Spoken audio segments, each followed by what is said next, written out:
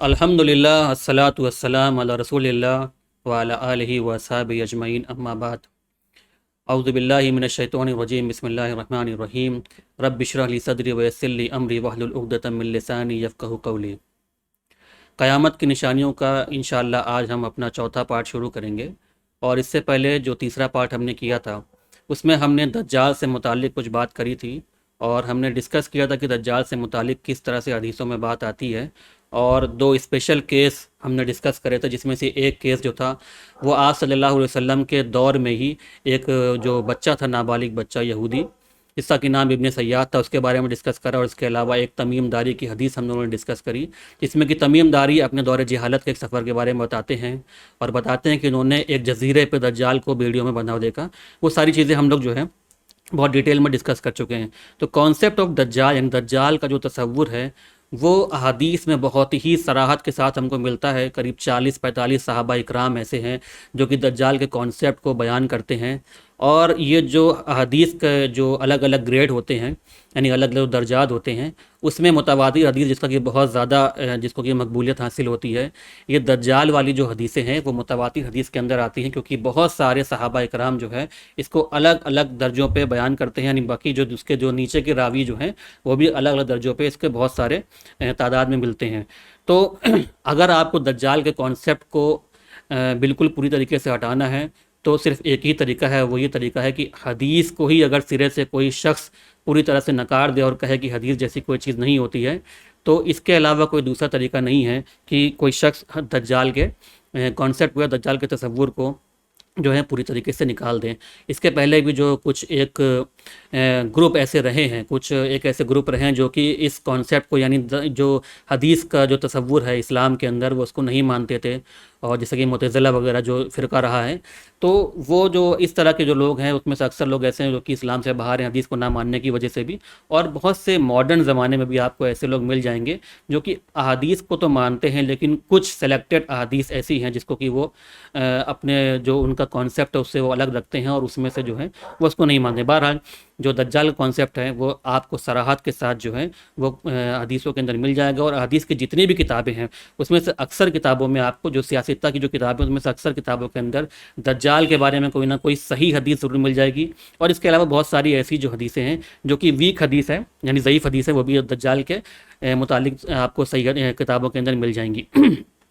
तो दज्जाल के बारे में जो चंद बातें हम लोग कर रहे थे उसी से मुतालिक चंद बातें इंशाल्लाह हम आगे से बाद कुछ बातें रिपीट करेंगे, कुछ बातें उसके अलावा अलग से भी करेंगे। सबसे पहली बात जो एक बात हुई थी वो ये थी कि दज्जाल जो है वो जिस्मानी तौर पर जो है वो पूरी तरीके से मुकम्मल नहीं होगा, उसके अंदर कुछ जो है वो ऐब होगा। और इसके बारे में बहुत सारी हदीस आती हैं और उसमें सबसे पहली बात जो आती है वो दज्जाल की आँख के बारे में आती है। यानी दज्जाल की जो आँख होगी उसके अंदर एक ऐब होगा। और हदीस में आता है कि शायद दोनों आंखें ऐसी होंगी और किसी किसी में आता है कि एक आंख ऐसी होगी जो कि अंगूर का उसकी अंगूर के तरह जो है उसकी एक आंख के अंदर ऐब होगा, देखने में उस तरह से लगेगी जैसे अंगूर इस तरह से देखने में लगता है। तो बहुत सारे स्कॉलर्स का इसके अंदर अलग अलग जो है राय है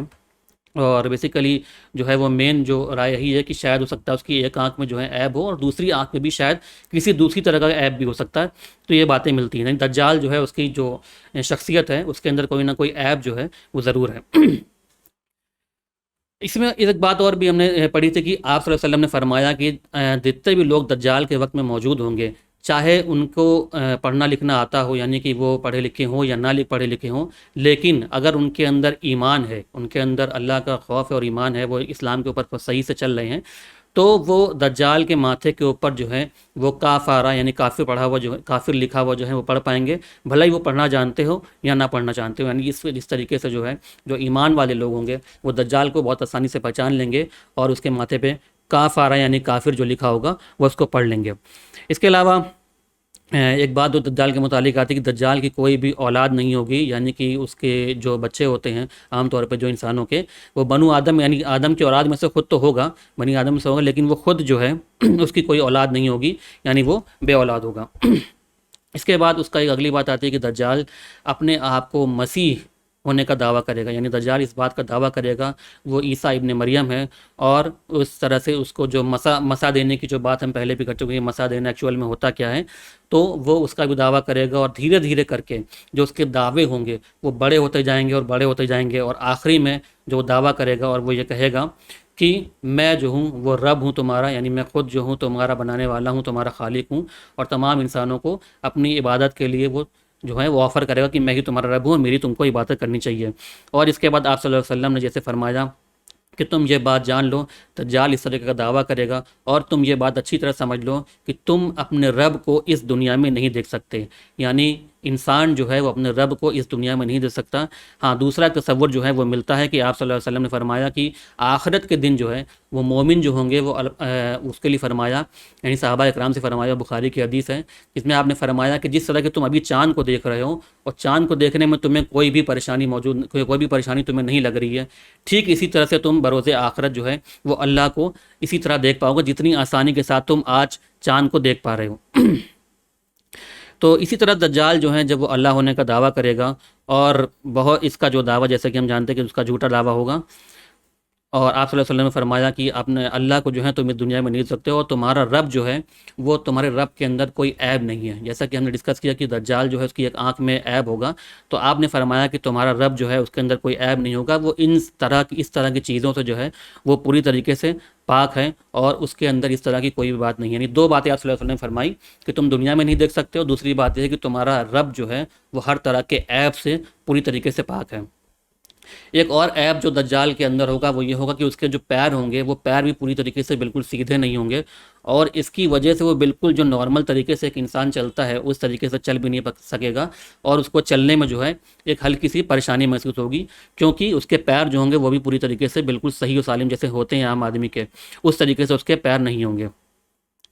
तो आप सल्लल्लाहु अलैहि वसल्लम ने इस बात को फरमाया कि इस तरीके की डिफ़ॉर्मिटी, यानी इस तरीके के उसके अंदर ऐब होने के बाद भी उसके अंदर जो अना होगी वो इतनी ज़्यादा होगी कि वो इन सारी बातों के होने के बाद भी वो अपने आप को रब होने का दावा करेगा, यानी कि वो अपने आप को खुदा होने के लिए कहेगा। एक और हदीस जो है जो कि तिर्मिज़ी में मिलती है, और उसमें ये बात आती है कि आप सल्लल्लाहु अलैहि वसल्लम ने फरमाया कि दज्जाल जो है वो ईस्टर्न लैंड, यानी कि जो पूरब होता है जिसको कि हम हिंदी में कहते हैं पूर्व, उस तरफ से जो है ईस्ट की तरफ से जो है खुरासान की एक जगह होगी, खुरासान एक जगह है जहाँ से दज्जाल जो है वो ज़ाहिर होगा, और ग्रुप ऑफ पीपल यानी कुछ लोग ऐसे होंगे जो कि दज्जाल को वहाँ फॉलो करने लगेंगे, और उनके जो चेहरे होंगे, यानी जो लोग उनको फॉलो कर रहे होंगे उनके चेहरे जो होंगे वो पूरी तरीके से फ्लैट होंगे, जैसे कि एक शील्ड होती है, उस शील्ड को जब पीटा जाता है हथौड़े से तो वो पूरी तरीके से चपटी हो जाती है, इस तरीके से उनके जो चेहरे होंगे वो पूरी तरीके से फ्लैट होंगे। तो इसके बारे में जो है अलग अलग राय आती हैं कि वो किस तरफ के लोग होंगे, कौन से लोग होंगे, मगर अल्लाह बेहतर जानता है कि वो असल में कौन सी कौम होगी और किस तरह के लोग होंगे, किस जगह के लोग होंगे जो कि इस तरह के चेहरे वाले होंगे और दज्जाल के फॉलोवर्स में से यानी दज्जाल के मानने वाले लोगों में से होंगे।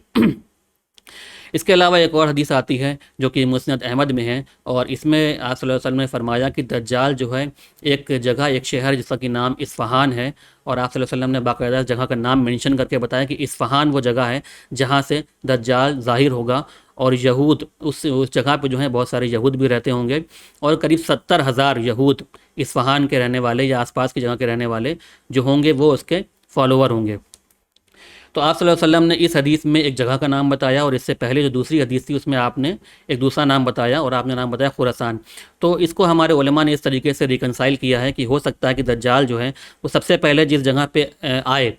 तो वो जगह इस्फ़हान होगी, इसके बाद पूरी दुनिया में उसको जब लोग जान जाएंगे और समझ जाएंगे कि दज्जाल आ चुका है तो वो जगह वो हो सकता है वो हो जिसके बारे में आप सल्लल्लाहु अलैहि वसल्लम ने फरमाया कि वो इराक़ और शाम के बीच होगी, जिसका जिक्र जो है हमने इससे पहले किया, वो खुरासान की जगह होगी। तो इसको उलमा ने इस तरह से रिकनसाइल किया कि हो सकता है पहली जगह से उसका इस जो है वो ज़ाहिर हो जाए, और बाद में ग्लोबल अटेंशन जब उसको मिले, पूरी दुनिया उसके बारे में जान जाए, तो वो जगह हो सकता है दूसरी हो। यहाँ पे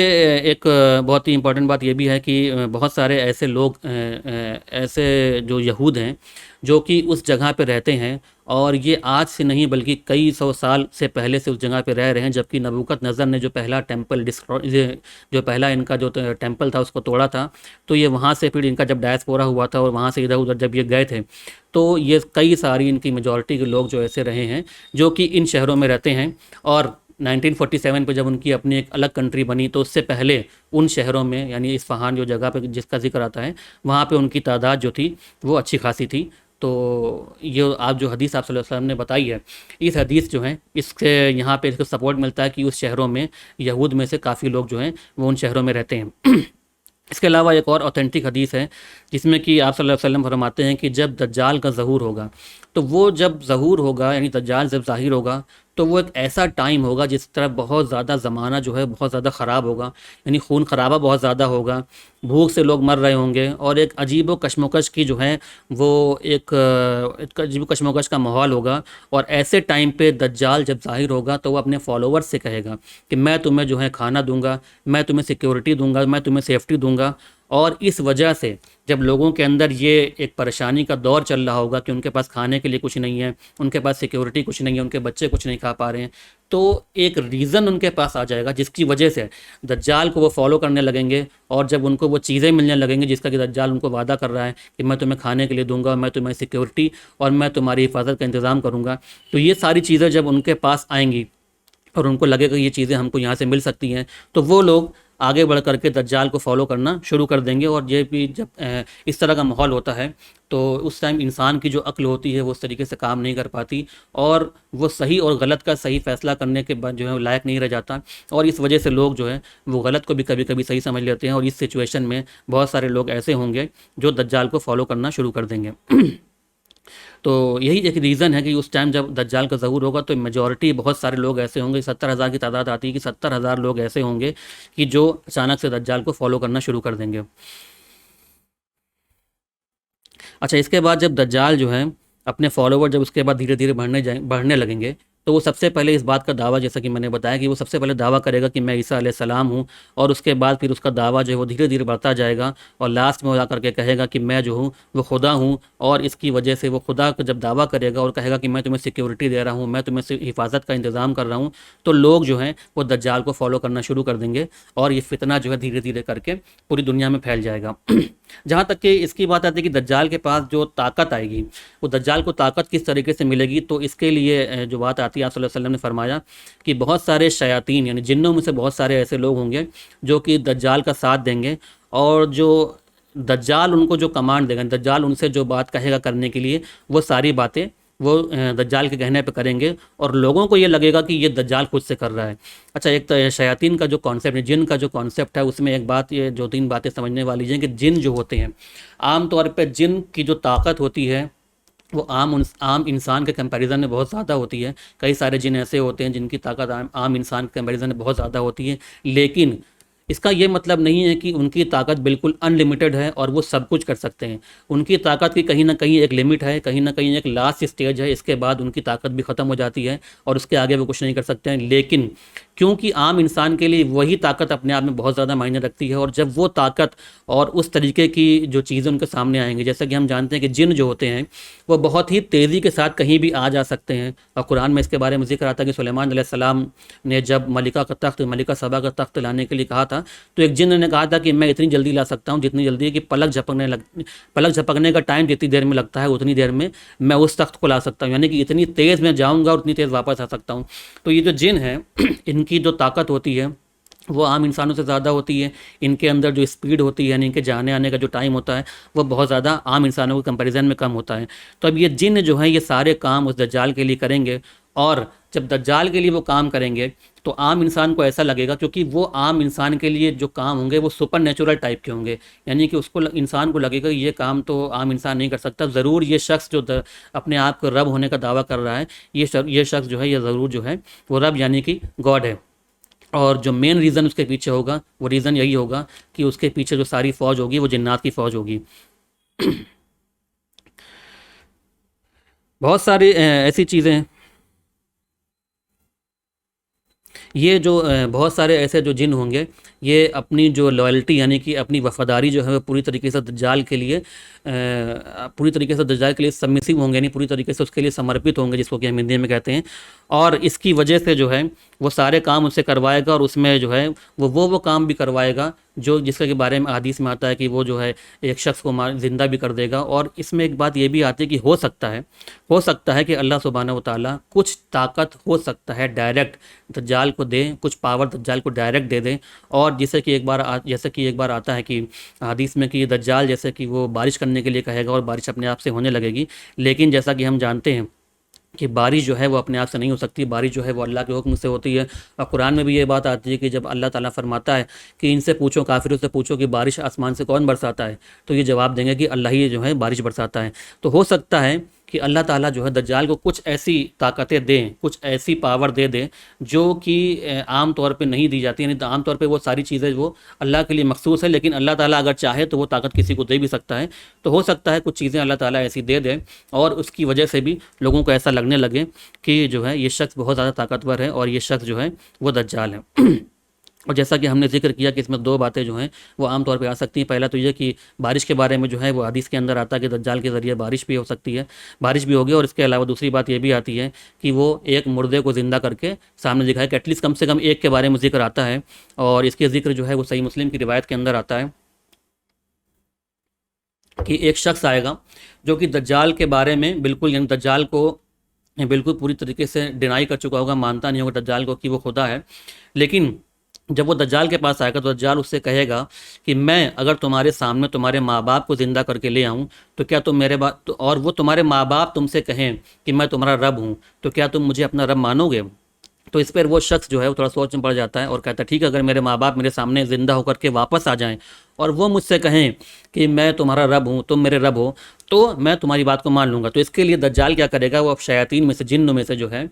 वो उनको भेजेगा, उनको कमांड करेगा और वो जिन उसके माँ बाप की शक्ल लेकर के उस शख्स के सामने आएंगे। और हम ये बात जानते हैं कि जिन जो है वो किसी भी इंसान की शक्ल लेकर के सामने आ सकते हैं। तो वो जिन उसके माँ बाप की शक्ल लेकर के उस शख्स के सामने आएंगे और उसके बाद वो उनसे आकर के कहेंगे कि मैं, ये तुम्हारा जो रब है वो यही है, इसने जो है मुझे तुम्हारे सामने ज़िंदा कर दिया है और तुम उसके ऊपर ईमान ले आओ। तो जब ये पूरा जो कारनामा जो है दज्जाल दिखाएगा शयातीन की मदद से, इसको देखने के बाद वो शख्स जो है वो अपने ईमान से फिर जाएगा और कहेगा कि जब मेरे माँ बाप ने ये बात कह दी कि यही तुम्हारा रब है, तो मैं अब इस शख्स को अपना रब मानने के लिए तैयार हूँ। तो इस तरह के कई सारे काम जो हैं दज्जाल करेगा। और जैसा कि हमने बताया कि वो उसकी पूरी की पूरी जो हेल्प होगी, पूरी की पूरी मदद वो शयातीन की तरफ से होगी, जिन की तरफ से होगी। और इसके बाद ये भी एक बात आती है कि दज्जाल जब आएगा और फितना जो उसका फैलेगा, तो अपने दोनों हाथों में, एक हाथ में उसके जन्नत होगी और दूसरे हाथ में उसके जहन्नम या आग होगी।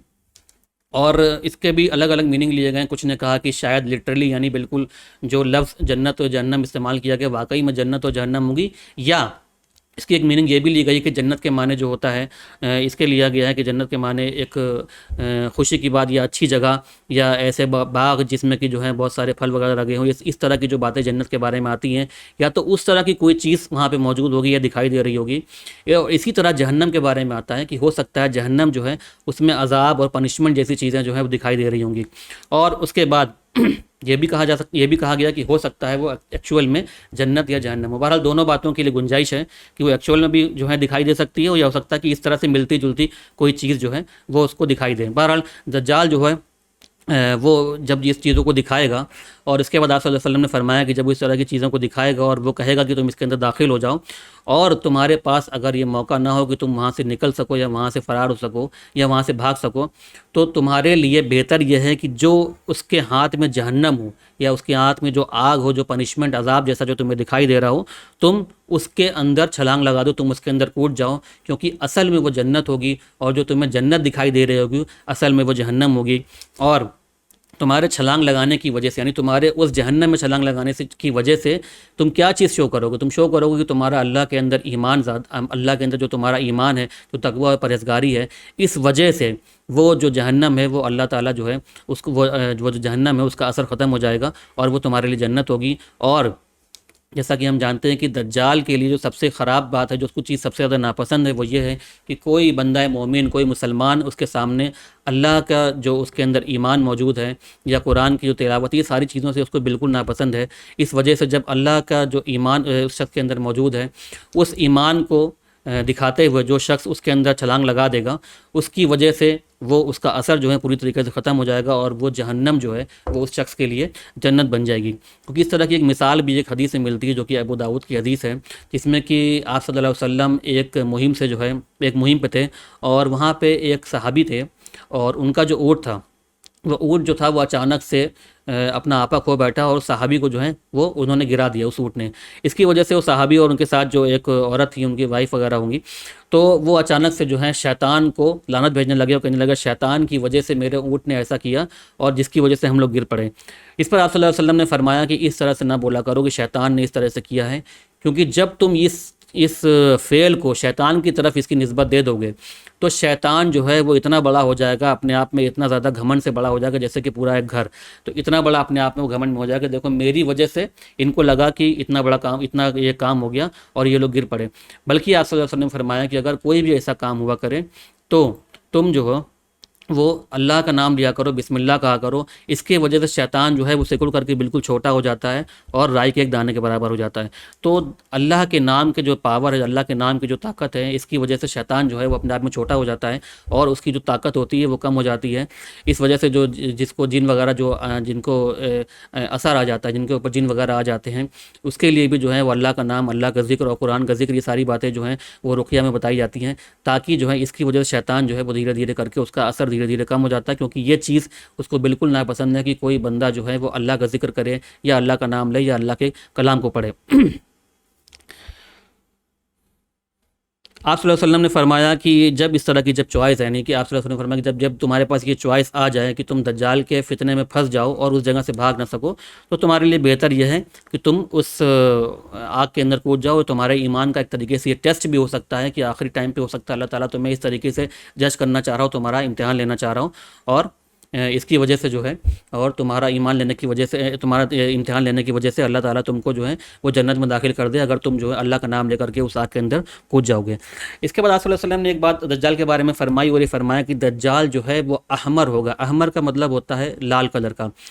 यानी क्या दज्जाल की जो स्किन कलर होगा वो लाल कलर का होगा। तो इसमें एक बात जो समझने वाली है वो ये है कि अरब ममालिक के लोग, जो अरबी बोलने वाले लोग हैं, उनके लिए अहमर का मतलब वो नहीं होता जो हमारे लिए होता है। वो जो एक अलग तरह की रेस, यानी एक अलग तरह की कौम के लोगों को अहमर बोलते हैं, लेकिन उसका मीनिंग लाल नहीं होता, बल्कि वो येलो टाइप का जो फेस होता है या वाइट टाइप का जो फेस होता है उसके लिए वो कलर इस्तेमाल करते हैं।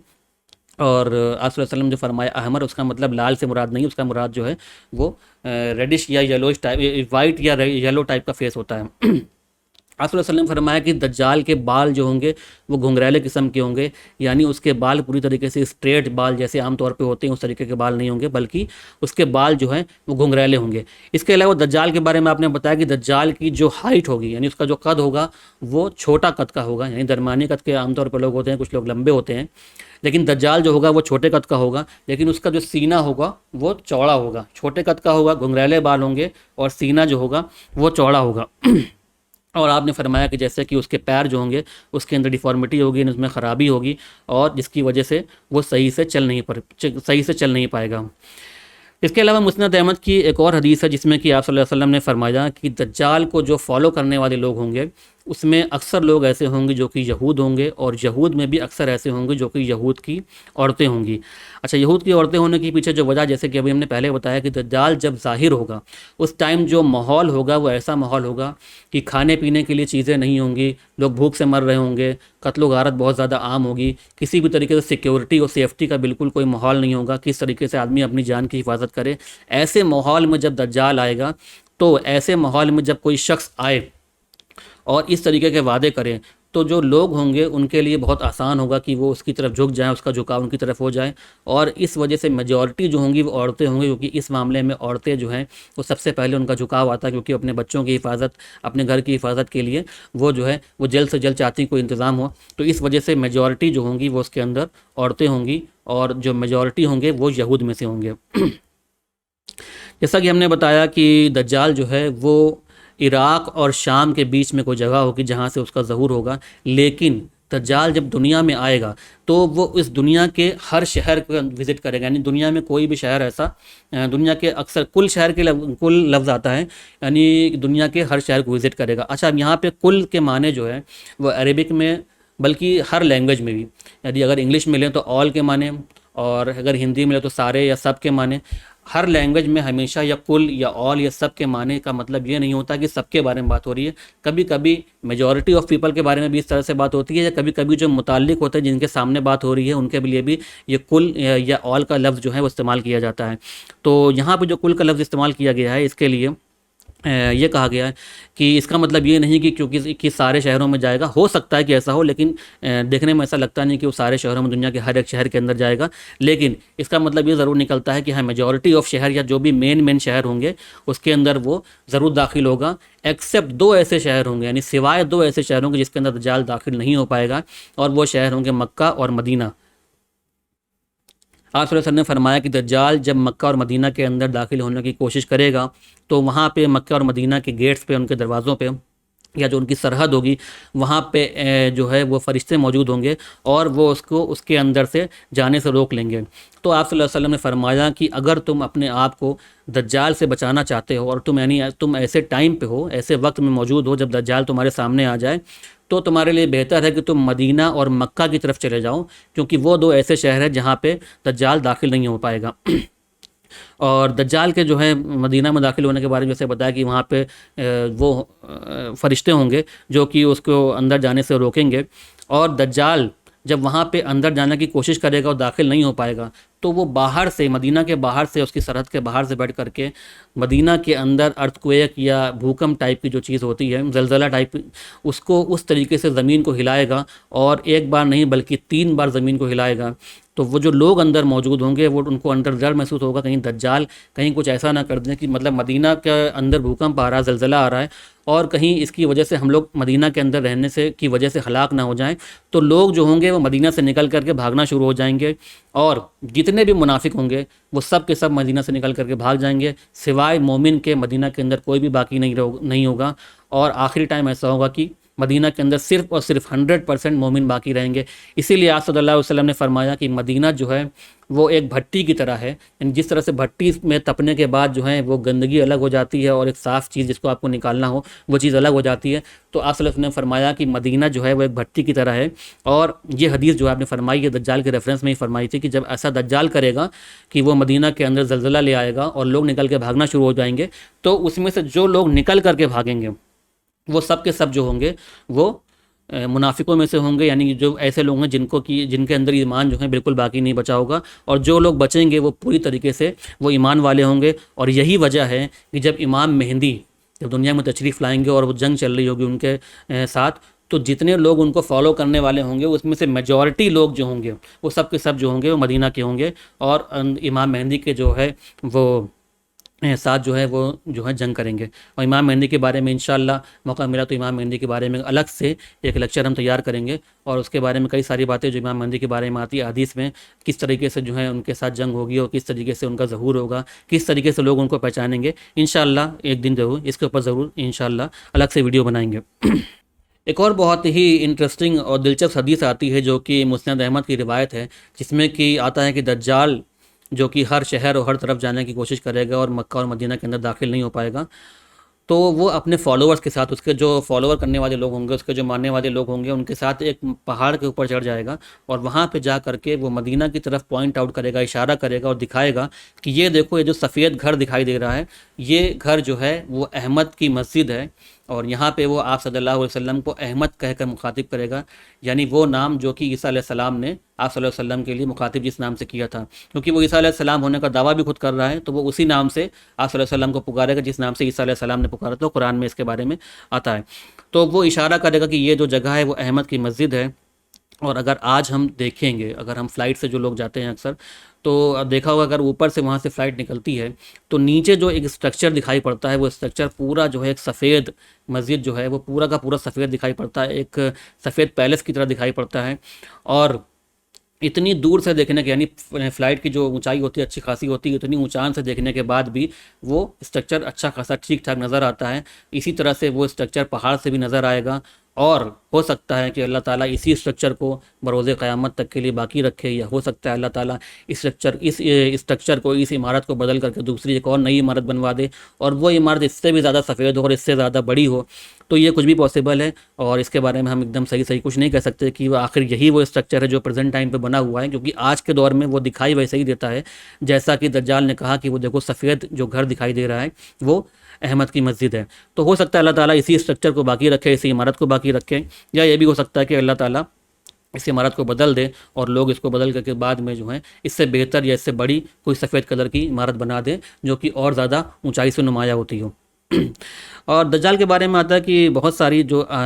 जंग होगी, इसमें कि इमाम मेहदी से भी जंग होगी। तो बहुत सारी जंगों में से ये ज़रूरी नहीं है कि सारी की सारी जंगें जो है वो दज्जाल ही जीते। उसमें जंग ऐसी भी होंगी कि कुछ जंगों के अंदर जो मुसलमान भी जो होंगे उनको फ़तह हासिल होगी, लेकिन वो फ़तह ऐसी होगी कि उस फ़तह की वजह से वो दज्जाल को पूरी तरीके से ख़त्म नहीं कर पाएंगे, ना ही उसको पूरी तरीके से उसके जो मिशन होगा, जो उसका काम होगा, उसको रोक पाएंगे, लेकिन किसी हालत में, किसी दर्जे में कोई ना कोई दज्जाल को नुकसान ज़रूर पहुंचाएगी मुसलमानों की आर्मी। लेकिन फाइनली होगा यह कि ईसा अलैहिस्सलाम जो है, जो कि फ़ाइनली आएंगे और दज्जाल की आर्मी के साथ, दज्जाल की फ़ौज के साथ जो है उनकी जंग होगी, और फाइनली ईसा अलैहिस्सलाम के ज़रिए जो है वो दज्जाल का ख़ात्मा होगा। और हम ये देखेंगे कि ये हमको देखने से मिलता है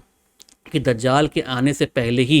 जो लोग होंगे या जो दुनिया होगी वो कम से कम दो कैंप में, दो अलग अलग ग्रुप के अंदर पूरी तरीके से डिवाइड हो चुकी होगी। और उसमें से एक ग्रुप ऐसा होगा जो दज्जाल की तरफ से या दज्जालियत जो होगी या उस तरह का जो चीज़ होगी उसको फॉलो करने वाले होंगे, और दूसरा जो ग्रुप होगा, जो दूसरा एक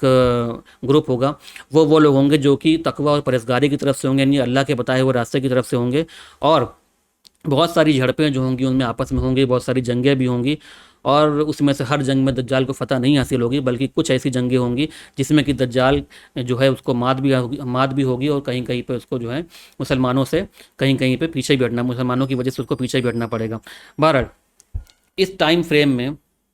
यानी कि जब ये आखिरी वक्त आएगा, तो लोग जो है इस टाइम के आते आते ये बात समझ जाएंगे कि वाकई में अब जो है वो एंड ऑफ टाइम आ गया, यानी कि अब जो है दुनिया को ख़त्म होने का वक्त बिल्कुल करीब आ गया है। और इसी जंगों के दौरान ऐसे में एक जंग ऐसी आएगी कि जिसमें से जो इमाम मेहंदी होंगे वो जंग कर रहे होंगे, और तभी उनको अचानक से एक शख्स आकर के जो है वो पुकारता हुआ दिखाई देगा, और वो कहेगा कि दज्जाल जो है वो आ गया है, और जहाँ तुम अपनी फैमिली को, अपने परिवार वालों को, अपने घर के लोगों को छोड़ करके आए हो, वो वहाँ पे आ गया है, और वहाँ पे जा करके उनके ऊपर हमलावर होने वाला है। अब ये बात जब सुनेंगे,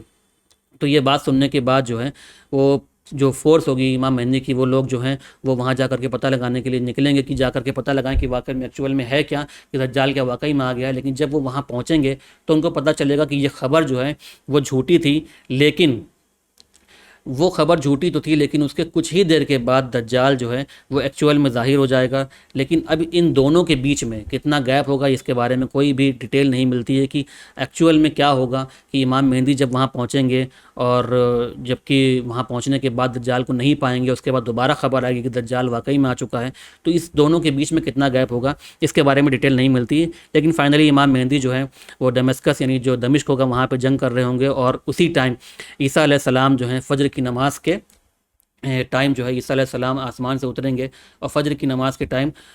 बिल्कुल इकामत हो चुकी होगी, और ईसा अलैहिस्सलाम के आने से पहले इमाम मेहंदी जो है नमाज़ पढ़ाने जा रहे होंगे। लेकिन जैसे ही देखेंगे कि इमाम मेहंदी, जब देखेंगे कि ईसा अलैहिस्सलाम आ रहे हैं, तो ईसा अलैहिस्सलाम से कहेंगे कि आप जो आकर के नमाज़ पढ़ाइए, लेकिन ईसा अलैहिस्सलाम नमाज़ पढ़ाने से मना करेंगे और कहेंगे कि इकामत आपके लिए हुई है, तो बेहतर यह है कि नमाज़ आप पढ़ाइए। ये जो अहादीस इस तरह की आई हैं, इन अहादीस से अगर हम कुछ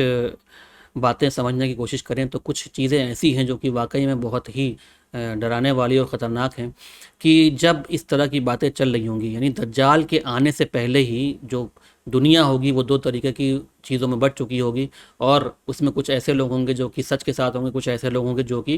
दज्जाल के फॉलोवर या दज्जालियत के फॉलोवर होंगे, इस तरह की बुराई के फॉलोवर होंगे। और दज्जाल जो है वो अभी तक आया नहीं होगा, और उसके आने से पहले ही इमाम मेहंदी मौजूद होंगे, और बहुत कई सारी जो जंगें जो हैं वो चल रही होंगी। और इसके बारे में हदीस में आता है कि जो जंग होगी वो इस तरह की भी होंगी जिसमें कि 100 में से 99 लोग जो हैं वो मर जाएंगे और एक बाकी रहेगा। अब इस बारे में बिल्कुल सही नहीं कहा जा सकता कि ये जो जंग है जिसके बारे में कहा गया कि 100 में से 99 लोग मर जाएंगे और एक बाकी रहेगा, क्या ये जंग दज्जाल के आने से पहले की जंग के बारे में बात हो रही है, या ये जंग ऐसी होगी जो दज्जाल के आने के बाद होगी।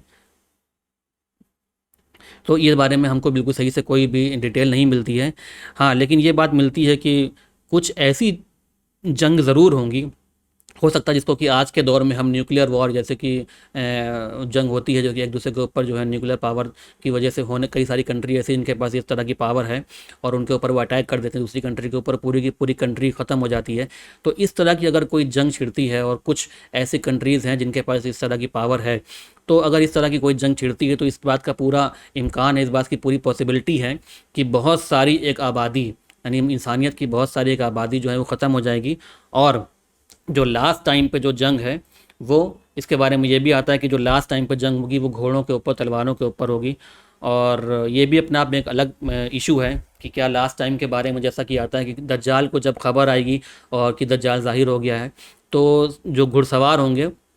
वो घुड़सवार निकलेंगे इस बात का पता लगाने के लिए कि क्या वाकई में दज्जाल आ गया है कि नहीं आ गया है। और इसके बारे में मुस्नद अहमद की हदीस आती है कि इसमें आप सल्लल्लाहु अलैहि वसल्लम ने फरमाया कि मैं जो हूँ उन घुड़सवारों के जो पूरे नस्ब के बारे में जानता हूँ, यानी कि उन घुड़सवार जो होंगे उनके बाप का नाम क्या होगा और उनके बाप का नाम क्या नहीं, पूरा जो उनका ख़ानदान होगा, आप सल्लल्लाहु अलैहि वसल्लम ने फरमाया कि मैं उनके बारे में जानता हूँ। तो इस बारे में लिटरली भी इसको लिया जा सकता है। और इसके बारे में एक बहुत ही फेमस साइंटिस्ट हैं अल्बर्ट आइंस्टीन, उनका ये एक कोट रहा है, उन्होंने एक बात कही है कि वर्ल्ड वॉर 4 जो है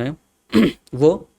स्टिक और स्टोन यानी कि पत्थरों और डंडियों यानी इस तरह की चीज़ों से लड़ी जाएगी। और वर्ल्ड वॉर 3 जो है वो किस चीज़ से लड़ी जाएगी इस बारे में मैं बिल्कुल सर्टेन नहीं हूँ। यानी वर्ल्ड वॉर 3 चाहे जिस तरह से लड़ी जाए, चाहे वो न्यूक्लियर पावर हो, चाहे कोई और तरीका हो, लेकिन वर्ल्ड वॉर 4 जो होगी वो स्टोन और स्टिक से लड़ी जाएगी। यानी कि वर्ल्ड वॉर 3 जो होगी वो पूरी दुनिया को इस तरीके से ख़त्म कर देगी, बिल्कुल बर्बाद कर देगी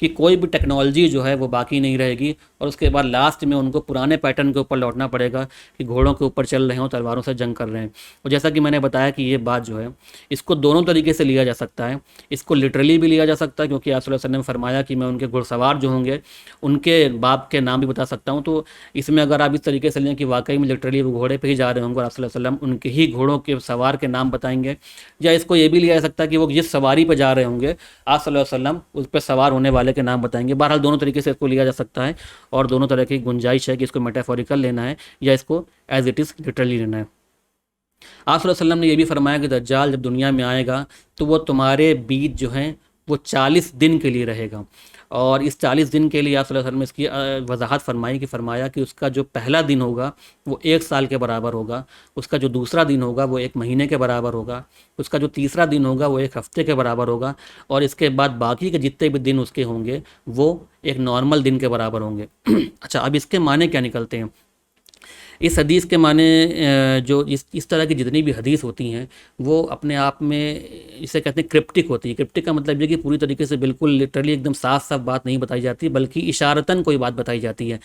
इस तरीके से जैसे हमने दूसरी हदीस से पढ़ी कि आप सल्लल्लाहु अलैहि वसल्लम ने फरमाया कि बांदी जो है वो अपने आकाओं को जन्म देगी। अब इसकी सही मीनिंग क्या है, एग्जैक्ट मीनिंग क्या है, ये इसके बारे में उलमा जो है वो अलग अलग तरीके से उसकी रूलिंग निकालते हैं कि इसके बारे में ये मीनिंग भी हो सकती है, इसकी ये मीनिंग भी हो सकती है। इसी तरीके से आप सल्लल्लाहु अलैहि वसल्लम ने फरमाया कि जो नंगे पैर चलने वाले लोग हैं, जो बकरी चराने वाले लोग हैं, ये ऊंची ऊंची इमारतों को बनाने में एक दूसरे से कंपटीशन करेंगे। अब क्या आज के दौर में जो ऊंची ऊंची इमारतें बन रही हैं क्या वो लोग बकरी चराते थे? बिल्कुल नहीं। हाँ, ये ज़रूर कहा जा सकता है कि इनके जो बाप दादा थे, इनके आबाओ अजदाद में जो लोग थे वो लोग ज़रूर बकरी चराते थे। तो क्या आप सल्लल्लाहु अलैहि वसल्लम का इशारा ये है कि वो लोग ऐसा करेंगे, बकरी चराएंगे, और उनके बाद की जो औलादें होंगी वो इमारतें बनाने में जो है कंपटीशन करेंगी? तो इस तरह की हदीसें जो होती हैं वो पूरी तरीके से बिल्कुल साफ़ नहीं होती हैं और ये इशारतन बात कही जाती है। तो इसीलिए इस हदीस में भी, जिसमें कि आप सल्लल्लाहु अलैहि वसल्लम ने फरमाया कि उसका एक दिन जो है वो 1 साल के बराबर होगा और दूसरा दिन 1 महीने के, फिर 1 हफ्ते के, और बाकी दिन के जो होंगे वो एक नॉर्मल डेज के बराबर होंगे। तो इसकी दोनों मीनिंग निकल सकती है कि हो सकता है लिटरली ऐसा हो, या इसकी एक मीनिंग ये भी निकल सकती है कि टाइम जो है वो इतना धीरे धीरे चलेगा, इतना धीरे पास होगा कि लोगों को लगेगा कि जैसे 1 साल गुजर गया, लेकिन हालांकि वो एक दिन ही होगा। और दोनों तरीके से पॉसिबिलिटी है। ये भी हो सकता है कि सूरज जो है न्यूक्लियर वॉर की वजह से सूरज जो है वो दिखना बंद हो जाए, क्योंकि इतना ज़्यादा गर्द गुबार, धूल गर्दा हो जिसकी वजह से सूरज जो है वो पूरी तरीके से, आसमान जो है गर्द गुबार में होने की वजह से सूरज बिल्कुल ना निकले और लगे कि लगातार रात चल रही है और दिन निकल ही नहीं रहा है। तो एक ये भी मीनिंग निकाली जा सकती है। बहरहाल दोनों तरीके की मीनिंग की पॉसिबिलिटी है। लेकिन सहाबा इकराम से जब आप सल्लल्लाहु अलैहि वसल्लम ने ये बात कही तो सहाबा कराम ने सबसे पहला सवाल जो किया वो सवाल दज्जाल के बारे में नहीं था, वो सवाल इस बारे में नहीं था कि हमें उस टाइम जो है अपनी जान कैसे बचानी है। सहाबा कराम ने सबसे पहला सवाल जो किया, जो कि सही मुस्लिम की हदीस है, आपने फरमाया सहाबा कराम से कि दज्जाल तुम्हारे बीच 40 दिन रहेगा और पहला दिन 1 साल का होगा। तो सहाबा ने फरमाया कि अगर पहला दिन हमारा जो है वो 1 साल के बराबर होगा तो हम नमाज कैसे पढ़ेंगे, यानी नमाज तो हम दिन में 5 बार पढ़ते हैं, और अगर एक दिन हमारा पूरा 1 साल के बराबर है तो हम नमाज कैसे पढ़ेंगे। तो इस पर आप सल्लल्लाहु अलैहि वसल्लम ने फरमाया कि तुम जो है वो अंदाज़ा कर लेना, तुम एस्टिमेट लगा लेना कि तुम्हारा नमाज का टाइम कितना हो गया और अब तुम्हारा अगली नमाज का टाइम आने वाला है या नहीं, यही नहीं आने वाला है। तो सहाबा कराम का जो मेन कंसर्न था, जो उनका मेन मुद्दा था कि हम नमाज किस तरीके से पढ़ेंगे, सबसे पहला सवाल सहाबा कराम ने उसी बारे में किया। तो दिस इज ये जो है वो सहाबा कराम का वो ईमान शो करता है और उनका तकवा परहेज़गारी शो करता है कि सबसे पहला सवाल उन्होंने नमाज के बारे में किया, बजाय इसके कि वो ये पूछते कि हम अगर उस टाइम पे हों तो अपनी जान किस तरीके से बचाएंगे, अपना माल किस तरीके से बचाएंगे, अपने बच्चों किस तरीके से बचाएंगे। सारी बातें ना पूछ करके सहाबा कराम ने सबसे पहले पूछा कि हमको अब नमाज किस तरीके से पढ़नी है। बहरहाल जैसा कि मैंने बताया कि ये सारी चीज़ों की पॉसिबिलिटी है कि किस तरीके से ये सारी चीज़ें हो सकती है, और हम जानते हैं कि बहुत सारी कंट्री ऐसी हैं जिनके के पास इतनी ताकत है कि वो अगर चाहें तो कुछ ही टाइम में दुनिया के बड़े बड़े शहरों को, बल्कि बड़े बड़े जो हैं देशों को, वो अगर कुछ ही टाइम में चाहें तो तबाह और बर्बाद कर सकती हैं। और उसमें से सबसे ऐसे भी कंट्रीज़ हैं जो कि दूसरों के ऊपर इस तरीके का हथियार होने का इल्ज़ाम लगाती हैं कि तुम्हारे पास बड़े बड़े हथियार, तुमको इनको ख़त्म कर देना चाहिए, बल्कि एक्चुअल में ऐसा है कि उनके पास खुद इतने बड़े बड़े हथियार हैं और वो खुद उन हथियारों का इस्तेमाल दूसरे कंट्रीज़ के ऊपर कर चुके हैं। जैसा कि हम जानते हैं कि जापान के ऊपर जो है वो हिरोशिमा और नागासाकी के ऊपर इस तरीके का अटैक किया जा चुका है, जिसकी वजह से वहाँ पे एक बड़ी आबादी जो थी वो पूरी तरीके से ख़त्म हो गई थी, और वहाँ पे बहुत बाद तक के जो हैं जो लोग पैदा हुए उनके अंदर अजीब तरह की जो है वो ऐब, उनकी जो है डिफ़ॉर्मिटी जो थी उनके अंदर पाई जाती थी। प्रॉफिट सल्लल्लाहु अलैहि वसल्लम ने फरमाया कि दज्जाल तुम्हारे बीच 40 दिन रहेगा, और अगर इसको एस्टिमेट करें कि 1 साल रहेगा, फिर 1 महीना, फिर 1 हफ़्ता, तो लगभग जो टाइम निकलेगा वो 1 साल के से कुछ ज़्यादा, करीब 2 से 3 महीना का टाइम निकलेगा, अगर हमको इसी तरीके से लिटरली लेना है कि वो 1 साल का टाइम ही रहेगा। यानी कि एक ठीक ठाक तब मुद्दत जो है वो दज्जाल हमारे बीच यानी दुनिया में रहेगा। और दज्जाल जो है वो जब धीरे धीरे बड़ा होगा तो वो एक रेगुलर चाइल्ड की तरह बड़ा होगा, यानी एक आम बच्चा जिस तरीके से बड़ा होता है उस तरीके से ही बड़ा होगा, और उसको शुरू में ये बात पता भी नहीं होगी कि वो बड़ा होकर के दज्जाल बनेगा या उसको इस तरीके की जो है ताकत है वो मिल जाएगी, बल्कि कुछ ऐसा उसके साथ होगा जिसकी वजह से दज्जाल जो है वो अचानक से ज़ाहिर हो जाएगा। आप सल्लल्लाहु अलैहि वसल्लम की हदीस भी है कि दज्जाल को जो है जब उसको प्रोवोक किया जाएगा, उसको किसी तरीके से गुस्सा दिलाया जाएगा या कुछ ऐसा उसके साथ अमल होगा जिसकी वजह से वो एकदम से गुस्सा हो जाएगा और अचानक से जो है वो ज़ाहिर हो जाएगा, अपनी असली जो उसकी शक्ल होगी उसमें ज़ाहिर हो जाएगा। और ये जो वाक़या होगा वो इस्फ़हान में होगा, जैसा कि अभी हदीस में गुजर चुका है कि इस्फ़हान वो जगह होगी जहाँ पर दज्जाल ज़ाहिर होगा। और जब वो ज़ाहिर हो जाएगा, ज़हूर उसका हो जाएगा, उसको पता चल जाएगा कि उसको जो है अल्लाह ताला ने इस तरीके की ताकतें भी दे रखी हैं और जिन्नात के ऊपर भी उसको कंट्रोल दे रखा है, शयातीन के ऊपर भी कंट्रोल दे रखा है। तो इसका एडवांटेज लेते हुए वो अपने आप को फिर बाद में मसीह डिक्लेयर करेगा और कहेगा कि मैं मसीह इब्न मरियम हूँ, और उसके बाद फाइनली वो डिक्लेयर करेगा कि मैं ही तुम्हारा रब हूँ, और उसके बाद धीरे धीरे कर करके वो और बद से बदतर होता चला जाएगा। अलग अलग मज़हब में दज्जाल के बारे में अलग अलग जो है वो बिलीफ है। क्रिश्चियन बिलीफ की अगर हम बात करें तो क्रिश्चियन के जो बिलीफ है, उनका जो अकीदा है, मुस्नद अहमद में आता है कि बहुत सारे जो उसके फॉलोवर होंगे वो यहूद होंगे। और यहाँ पे एक बहुत ही ख़ास जो है दिलचस्प बात है वो नोट करने वाली है कि क्रिश्चियन का जो बिलीफ है वो बहुत सारी बातों में मुसलमानों से या इस्लाम से जो है उनका बिलीफ जो है मैच करता है। और क्रिश्चियन में जो उनका एक ग्रुप है जिसको कि इवेंजेलिकल्स बोलते हैं, और उनका जो कहना है कि वो ये मानते हैं कि ईसा अलैहिस्सलाम जो है वो आखिरी टाइम पे वो दोबारा वापस आएंगे। वो ये भी मानते हैं कि एक दज्जाल की शक्ल में एंटी क्राइस्ट, यानी कि एक ऐसा जो आएगा शख्स जिसको कि अपने आप को मसीह कहेगा और वो शख्स एक्चुअल में दज्जाल होगा, वो इसके बारे में भी मानते हैं। और ये भी मानते हैं कि ईसा अलैहिस्सलाम और उस एंटी क्राइस्ट यानी दज्जाल के बीच में जंग होगी। तो ये एक रफ़ अगर स्केलेटन देखें, एक रफ़ ढांचा अगर हम देखें, तो यहाँ पे मुसलमान और क्रिश्चियन जो है वो एक दूसरे से बिल्कुल मिलते जुलते हैं। और ये बिलीव जो है क्रिश्चियन में जो एवेंजेलिकल्स हैं, बैप्टिस्ट है, इन सब का बिलीव जो है वो यही है कि दज्जाल आखिरी टाइम पे आएगा और ईसा अलैहिस्सलाम आखिरी टाइम पे आएंगे और उनके बीच जंग होगी और ईसा अलैहिस्सलाम के हाथों जो है दज्जाल की मौत होगी। लेकिन कुछ बातें ऐसी भी हैं जो क्रिश्चियन और मुसलमानों के बीच में आपस में डिफ़र भी करती हैं। क्रिश्चियन जो है वो ये मानते हैं कि दज्जाल जो है वो आखिरी टाइम पे कब आएगा, उसके लिए उनके पास एक जो बेस है वो ये है, वो ये मानते हैं कि जब बनी इसराइल के लोग जब उस एक जगह पे, उस एक जगह पे मौजूद होंगे जिसका कि उनसे वादा किया गया है, और जब वो उस जगह पे मौजूद हो जाएंगे सारे के सारे लोग और सारी की सारी उनकी ताकत उस एक जगह पे मौजूद हो जाएगी, तब जो है वो ईसा अलैहिस्सलाम जो है दुनिया में वापस आएंगे। इसलिए आज के टाइम पे जो इवेंजेलिकल क्रिश्चियन है, जिनका की मेजॉरिटी है और उनके पास ताकत है, उनका पूरा जोर इस बात में लगा हुआ है कि बनी इसराइल, यानी बनी इसराइल के लिए उनका मानना यहूद है, यानी यहूद को जो है वो उस एक प्रॉमिस जगह पे जिनका कि उनसे वादा किया गया है, उस जगह पे उनको पहुंचाया जाए और सबके सब लोगों को वहाँ पे इकट्ठा किया जाए। क्योंकि जब वो सारे के सारे लोग वहाँ पे इकट्ठा हो जाएंगे, तभी उनका जो लॉर्ड है, यानी उनका जो रब है, या जिसको कि वो रब मानते हैं ईसा अलैहिस्सलाम को, और जो उनका बचाने वाला है, वो तब जो है दुनिया में ज़ाहिर होगा। और इसीलिए पूरी उनकी कोशिश यही है कि सारे के सारे जो है वो बनी इसराइल यानी यहूद के लोग जो हैं उस जगह पहुंच जाएं। और इसीलिए जो है उनके जो एक्चुअल जो ज़ायनिस्ट हैं, उसमें से जो मेजॉरिटी ऑफ जो ज़ायनिस्ट हैं वो ज्यूज़ ना होकर के जो है वो एवेंजेलिकल्स हैं। यानी कि जो ज्यूज़ हैं, अक्सर लोग समझते हैं कि सारे के सारे ज्यूज़ ही जो हैं वो ज़ायनिस्ट है, बल्कि ऐसा नहीं है कि ज़ायनिस्ट में जो मेजॉरिटी तादाद है वो एवेंजेलिकल्स की है, बल्कि उसमें कई सारे एथीस्ट भी हैं। तो इनका जो मानना यह है कि दज्जाल के ईसा अलैहिस्सलाम के आने के लिए ये सारे लोगों को उस एक ख़ास जगह पे पहुंचाना बहुत ज़रूरी है। और इसके बाद उनका जो अगला बिलीफ है वो ये है कि जब ईसा अलैहिस्सलाम आ जाएंगे इस दुनिया में, तो सबसे पहला काम वो जो करेंगे वो ये करेंगे कि इन लोगों से हमको निजात दिला देंगे। यानी ये लोग, वो लोग जो इस बात का दावा करते थे कि ईसा अलैहिस्सलाम को हमने सूली पर चढ़ा दिया, बल्कि उनका बिलीफ यही है कि, तो हमारा इस्लाम का बिलीफ अलग है, इसमें कि हमने इसमें कुरान में आता है कि वमा कतलहू वमा सलबू, कि ना तो उनको कत्ल किया गया ना ही उनको सूली पर चढ़ाया गया। ये तो मुसलमानों का और इस्लाम का अकीदा है। लेकिन उनका मानना यही है कि ज्यूस जो थे उन्होंने ईसा अलैहिस्सलाम को सूली पर चढ़ा दिया था, और आखिरी टाइम पे ईसा अलैहिस्सलाम जो है जब वो वापस आएंगे, तो वापस आने के बाद सबसे पहला काम जो वो करेंगे वो इन लोगों से हमको निजात दिला देंगे। यानी कि वो जो सारी कोशिशें वो कर रहे हैं कि वो उन यहूद को वहाँ पहुँचाना चाह रहे हैं, इसके लिए के पीछे रीज़न ये नहीं है कि वो उनसे बहुत ज़्यादा मदद करते हैं, उनकी मदद करना चाहते हैं, उनसे बहुत ज़्यादा उनसे मोहब्बत है, लेकिन उनके पीछे उनका एक्चुअल रीज़न ये है कि वो जानते हैं कि जब ईसा अलैहिस्सलाम आ जाएंगे तो ये इन लोगों से निजात दिला देंगे और इन सब का ख़ात्मा कर देंगे। तो ये एक बिल्कुल अजीब किस्म का एक जहनीत है। और अगर आप इसके बारे में यहूदियों से पूछेंगे तो यहूदियों का कहना ये है, वो ये कहते हैं कि ये जो सोच है, जो क्रिश्चियंस की जो सोच है, इवेंजेलिकल्स की जो सोच है, ये उनकी अपनी सोच है, और हमारी नज़र में तो वो बेवकूफ़ हैं जो इस तरह की बात सोचते हैं, क्योंकि हमारा बिल्कुल इस तरह का अकीदा नहीं है कि हमारे वहाँ जाने से ईसा अलैहिस्सलाम आ जाएंगे उनके लिए और फिर वहाँ पे वो हमारा ख़ात्मा कर देंगे। ये उनका अकीदा बिल्कुल गलत है और हमारे लिए बिल्कुल बेवकूफ़ी की बात है। इस तरह की बात को हम बिल्कुल नहीं मानते हैं। तो ये जो कॉन्सेप्ट है ईसा अलैहिस्सलाम को दोबारा आने का, ये क्रिश्चियंस में इवेंजेलिकल्स जो फ़िरका है उसके अंदर पाया जाता है।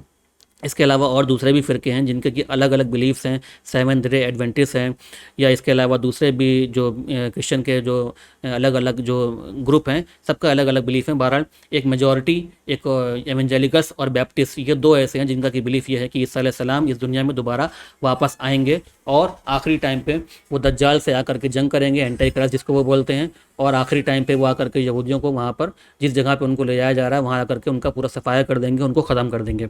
तो ये जो अकीदा हो गया, ये अकीदा हो गया क्रिश्चियंस का। इसके बाद यहूदियों का अगर अकीदा देखें तो यहूदियों का अकीदा जो है वो इसमें थोड़ा सा अलग है, यानी क्रिश्चियनों से थोड़ा अलग है। यहूदियों का अकीदा दज्जाल के बारे में यह है, मेजॉरिटी ऑफ द जो यहूद हैं उसके फॉलोवर जो हैं वो, जैसा कि हमने बताया कि वो उसी ग्रुप में से होंगे, और उनका जो अकीदा दज्जाल के बारे में, वो दज्जाल को एक बादशाह के रूप में, एक किंग के रूप में देखते हैं, किंग के तौर पे देखते हैं, बादशाह के तौर पे देखते हैं। और उनका ये मानना है कि वो दाऊद अलैहिस्सलाम की जो हुकूमत थी उस हुकूमत को वापस लेकर के आएंगे। तो जो मेन स्ट्रीम जो यहूद हैं उनका ये मानना है कि आखिरी टाइम पे जो मसीह आएंगे, जिसको कि वो मसीह बोलते हैं, मलक मसीह, वो जब आएंगे तो उनका जो मेन काम होगा वो दाऊद अलैहिस्सलाम की जो किंगडमशिप होगी उसको दोबारा से वैसे ही इस्टेब्लिश कर देंगे जैसा कि पहले था। और वो पूरी तरीके से, जिस तरीके से जो अनॉइंटमेंट, जो कि मसा वगैरह देने का जो उनका तसव्वुर है, वो भी उनको मसा भी दिया जाएगा, जो कि उनका एक ख़ास किस्म का जो तरीका है मसा देने का, वो भी किया जाएगा। और वो ये भी मानते हैं कि ये जो है तो बिल्कुल आखिरी टाइम के ऊपर होगा, यानी कि जब दुनिया बिल्कुल ख़त्म के ऊपर होगी। और उनके हिसाब से जो मसीह अलैहिस्सलाम होंगे वो एक पॉलिटिकल फ़िगर होंगे, यानी कि एक सियासी शख्सियत होंगे, ना कि कोई रिलीजियस या मजहबी रहनुमा के नहीं होंगे, बल्कि वो पूरी तरीके से एक सियासी तौर के शख्सियत होंगे। यानी उनका जो दुनिया में आने का मकसद होगा वो तज़किया नफ्स का मकसद नहीं होगा, ना ही वो इस तरीके का मकसद होगा कि वो दुनिया में आकर के दुनिया में अच्छी अच्छी खबरें सुनाएं, खुशखबरी सुनाएं। जैसा कि जो लफ्ज़ इंजील आता है वो भी इसी से निकल के आता है कि जी ईसा अलैहिस्सलाम ने इंजील सुनाई। तो वो खुशखबरी सुनाने वाला कॉन्सेप्ट जो है वो यहूदियों का नहीं पाया जाता है। वो इस चीज़ को ऐसे नहीं समझते हैं, बल्कि वो ये कहते हैं कि इनका जो दोबारा से आना है, वो जो उनका जो टूटा हुआ टेम्पल था वो उसको दोबारा से आकर के बनाएंगे, और दाऊद अलैहिस्सलाम का जो किंगडमशिप थी, जो उनका साम्राज्य था, जो उनकी बादशाह थी, उस तरह की उसको दोबारा से इस्टेब्लिश करेंगे। यानी पूरी तरीके से यहूद जो है वो ईसा अलैहिस्सलाम को एक पॉलिटिकल फिगर मानते हैं, और वो ये मानते हैं कि ये वापस आएंगे तो ये दुनिया में दोबारा से ये ईसा दाऊद अलैहिस्सलाम का जो है वो राज जो है उस तरीके से दोबारा कायम कर देंगे। अच्छा, जब ईसा अलैहिस्सलाम दुनिया में आए थे, यानी पहली बार जब ईसा अलैहिस्सलाम दुनिया में आए थे और ईसा अलैहिस्सलाम ने बनी इसराइल को जो है वो तबलीग करना शुरू किया था, तो यहूद ने क्यों नहीं उनका जो है उनकी बात को सुना, और क्यों उनकी बात का बहुत ज़्यादा अहमियत नहीं दी? क्योंकि ईसा अलैहिस्सलाम ने जब वहाँ पे दुनिया में आए तो उन्होंने अपने आप को क्या कहा? उन्होंने कहा कि मैं मसीह हूँ। और उनके हिसाब से जो ईसा अलैहिस्सलाम कहने का मतलब था, उनका मतलब ये था कि मैं मसीह हूँ और मैं एक मजहबी रहनुमा हूँ। लेकिन यहूद के जो मीनिंग है मसीह की, वो मसीह की मीनिंग को जो है वो एक बादशाह के तौर पे लेते हैं, और इस वजह से ही उन्होंने ईसा अलैहिस्सलाम की जो तबलीग थी उसको कबूल नहीं करा, और उन्होंने ये समझा कि ये जो है वो आ करके अपने आप को एक बादशाह बता रहे हैं। और इसी वजह से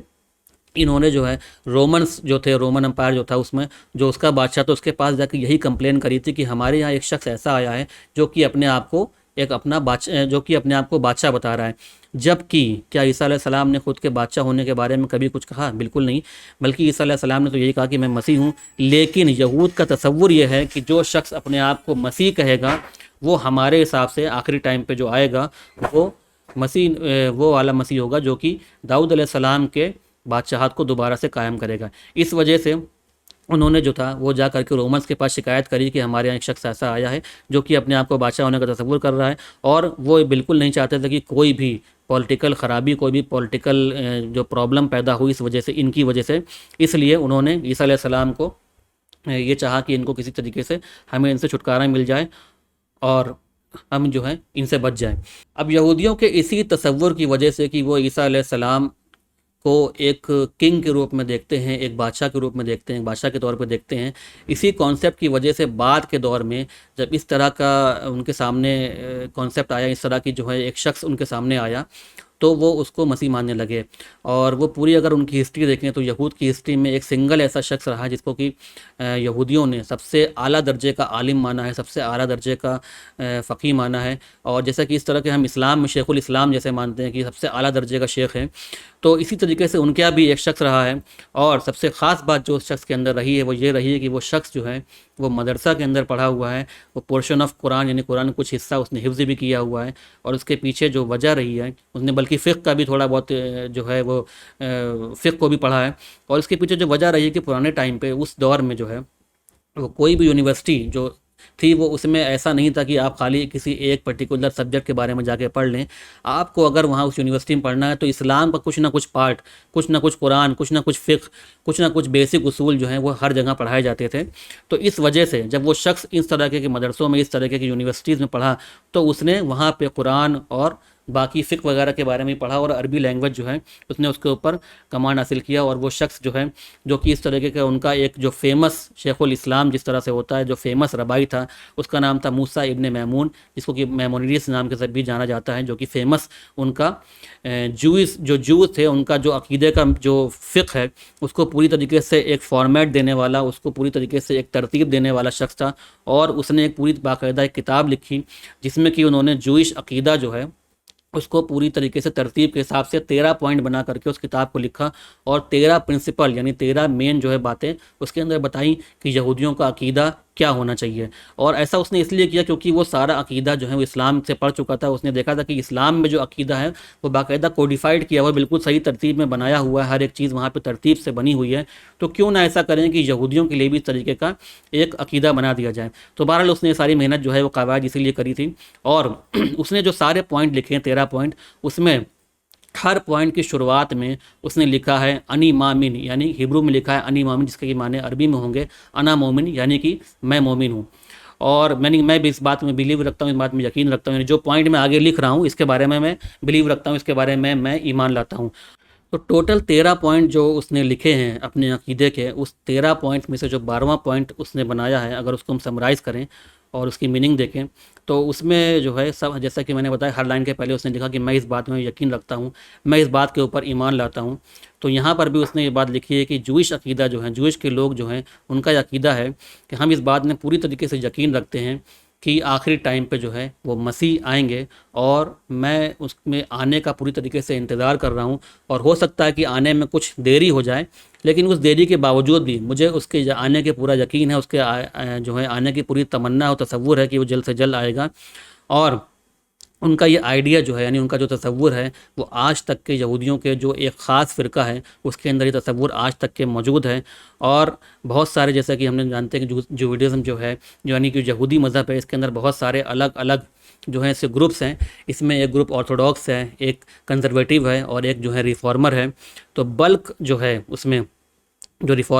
रिफॉर्मर हैं वो तो इस कॉन्सेप्ट में बिल्कुल यकीन नहीं रखते कि ईसा अलैहिस्सलाम आएंगे। लेकिन जो ऑर्थोडॉक्स हैं, और ऑर्थोडॉक्स जो है, उनके अंदर ये कॉन्सेप्ट पाया जाता है। और ऑर्थोडॉक्स की जो तादाद है वो आज के टाइम पे करीब 15% से 20% के आसपास जो है वो उनकी तादाद, यानी कि बड़ी ठीक ठाक तादाद है जो कि ऑर्थोडॉक्स की है। और वो इस चीज़ को पूरी तरीके से मानते हैं और यकीन रखते हैं कि ईसा अलैहिस्सलाम जो है वो एक दिन दोबारा वापस आएंगे। और दुनिया में आने के बाद जो उनका पूरा कॉन्सेप्ट है कि वो जो उनका ईसा अलैहिस्सलाम के आने के बाद जो किंगडम ऑफ उसके यहूद, उन किंगडम ऑफ डेविड है, उसको पूरे तरीके से वो दोबारा से इस्टेब्लिश कर देंगे। ऑर्थोडॉक्स के अंदर भी बहुत सारे अलग अलग ग्रुप हैं। उसमें से एक ग्रुप है जिसका कि नाम हैसिडिक ऑर्थोडॉक्स है। और ये जो हैसिडिक ऑर्थोडॉक्स है, इसमें ख़ास तौर पे ये जो कॉन्सेप्ट है ईसा अलैहिस्सलाम के दोबारा आने का, ये बहुत ही स्ट्रॉन्ग बिलीफ है। और ये बहुत ही शिद्दत के साथ जो है वो इस चीज़ को मानते हैं कि ईसा अलैहिस्सलाम जो है वो दोबारा इस दुनिया में आएंगे। और इन्हीं हैसिडिक ऑर्थोडॉक्स के अंदर एक जो मूवमेंट है, ख़बद मूवमेंट, और इसी में अमेरिका में अभी कुछ टाइम पहले, करीब लास्ट सेंचुरी में, एक शख्स पैदा हुआ था जो कि उनका एक रबाई था। और वो पहले रशिया में रहा, फिर जर्मनी गया, और उसके बाद लास्ट में जो है अमेरिका गया। और वो एक बहुत ही फेमस रबाई था जिसका कि नाम मेनेखेम मेंडल शिनरिसन था। ये शख्स जो था वो ऑर्थोडॉक्स के उसके अंदर कम्युनिटी के अंदर से आता था, और 1994 में जो है उसकी मौत हो गई थी। और ये शख्स जो इसके फॉलोवर थे, वो धीरे धीरे उन्होंने बाद में ये क्लेम करना शुरू कर दिया कि ये शख्स जो है वो मसीह अलैहिस्सलाम है। और बाद में जो है उसके कुछ लोगों ने ये भी कहा कि वो मरा नहीं है, बल्कि वो हिडन है, यानी कि उसकी मौत नहीं हुई है, वो हिडन है, यानी कहीं पे पोशीदा है। जैसा कि एक कॉन्सेप्ट दूसरे एक ग्रुप में पाया जाता है कि बहुत सारे ऐसे लोग जिनको कि वो मानते हैं कि जो है, जो उनके इमाम होते हैं, इनको मानते हैं कि वो इमाम जो है दुनिया से गए नहीं, बल्कि वो हिडन है, बल्कि एक पर्दे के जो है आड़ में है। तो ये कॉन्सेप्ट जो है आज भी पूरी तरीके से मौजूद है। एक हैसिडिक मूवमेंट, एक हैसिडिक ग्रुप है जो कि ऑर्थोडॉक्स उनका ग्रुप है, और इसके अंदर ये कॉन्सेप्ट जो है वो पूरी तरीके से पाया जाता है। अच्छा, क्या रीज़न है कि वो दज्जाल के अंदर इस तरीके से बिलीव करने लगेंगे? जो मेन बातें हैं, सबसे पहली बात है कि वो यहूद के अंदर से होगा। और जब एंड टाइम आएगा, और एंड टाइम आने की वजह से वो सारी पावर और सारी चीज़ें जो हैं, वो सारी चीज़ें उस दज्जाल के अंदर दिखाई देंगी। तो ये पूरी तरीके से एक सेंस बनाएगा, और जो लोग होंगे उनको पूरी तरीके से ये लगने लगेगा कि ये शख्स जो है वो वही शख्स है जिसका कि हम इंतज़ार कर रहे थे। यानी कि यहूदियों को एक पूरी तरीके से इंतज़ार है एक ऐसे शख्स का जिसको कि बहुत सारी ताकत उसके हाथ में हो, और वो जब दुनिया में आए तो वो दुनिया को कंट्रोल करने के लिए आएगा, और पूरी तरीके से पॉलिटिकल शख्सियत होगा। और जब वो आएगा तो उसका जो काम होगा वो दोबारा से उस किंगडमशिप को, जो कि डेविड की थी, उसको दोबारा से इस्टेब्लिश करेगा। तो जब वो सारी चीज़ें इस तरीके की देखेंगे और ये देखेंगे इतने बड़े बड़े काम कर रहा है, तो वो जो ग्रुप होगा उनको लगेगा कि ये वही मसीह है जिसका कि हम इंतज़ार कर रहे थे। और इस वजह से ये सारे के सारे जो यहूद में से कुछ लोग और बाकी लोग भी जो हैं, ये सारे जा कर के उसके फॉलोअर्स बन जाएंगे। जैसा कि बताया कि 70,000 यहूद, हदीस में आता है कि 70,000 यहूद जो हैं वो उसके फॉलोवर बनेंगे। तो ये एक मेन रीज़न है, इसकी वजह से यहूद जो है उसको फॉलो करना शुरू कर देंगे, क्योंकि उनके कॉन्सेप्ट के अंदर, उनके तसव्वुर के अंदर ये चीज़ पहले से चली आ रही है कि इस तरह का एक शख्स आने वाला है और वो इस तरह के काम करेगा। और जब दज्जाल फाइनली उनके सामने आएगा तो उनको लगेगा यही वो शख्स है जिसका कि हम इंतज़ार कर रहे थे, और वो उसको फॉलो करना शुरू कर देंगे। अच्छा, यहाँ पे इंपॉर्टेंट पॉइंट जो है वो नोट करने वाली बात यह कि हदीस में जब आता है कि जो मेजॉरिटी ऑफ उसके फॉलोवर होंगे, यानी जो अक्सरियत उसके फॉलोअर्स की होगी वो यहूद में से होगी। इसका मतलब ये नहीं है कि सारे के सारे यहूद उसको फॉलो करने लगेंगे। इसका मतलब ये है कि यहूद में से बहुत सारे लोग ऐसे होंगे जो उसको फॉलो करेंगे, लेकिन जितने उसके फॉलोवर होंगे उसमें अक्सर तादाद जो होगी वो यहूदियों की होंगी। दोनों चीज़ में फ़र्क है। यानी अक्सर तादाद जितने लोग उसको फॉलो करने वाले होंगे यहूद होंगे, लेकिन इसका मतलब ये नहीं है कि सारे के सारे यहूद ही उसको फॉलो करेंगे, दूसरे लोग भी उसको फॉलो करेंगे। और ये भी मतलब नहीं है कि सारे यहूद उसको फॉलो करने लगेंगे और सारे यहूद जो हैं उसी की तरफ झुक जाएंगे, इसका ये मतलब भी नहीं है। अच्छा, इसी तरीके से एक और शख्सियत जो है, जो कि 16वीं या 17वीं जो है वो सेंचुरी में जिसका कि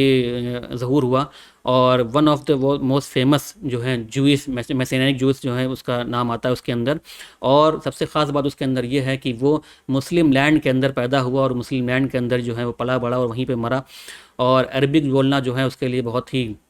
बिल्कुल उसकी मादरी ज़बान की तरह थी, क्योंकि वो सबसे अच्छी ज़बान जो बोल सकता था वो अरबिक बोल सकता था। और वो ऑटोमन एम्पायर के जो लोग थे, यानी ऑटोमन एम्पायर जिस जगह पे मौजूद था उस इलाके के अंदर, यानी उस जगह का जो है वो सिटीज़नशिप उसके पास, यानी वहाँ का वो रहने वाला था। और बहुत ही फेमस यहूदियों का रब्बाई था जिसका कि नाम शब्ताइसवी था। शब्ताइसवी जो है, जैसा कि मैंने बताया 17 सेंचुरी के आसपास जो है, 17 सेंचुरीज़ के शुरुआत में उसकी जो है पैदाइश होती है, और 17 सेंचुरीज़ के जो है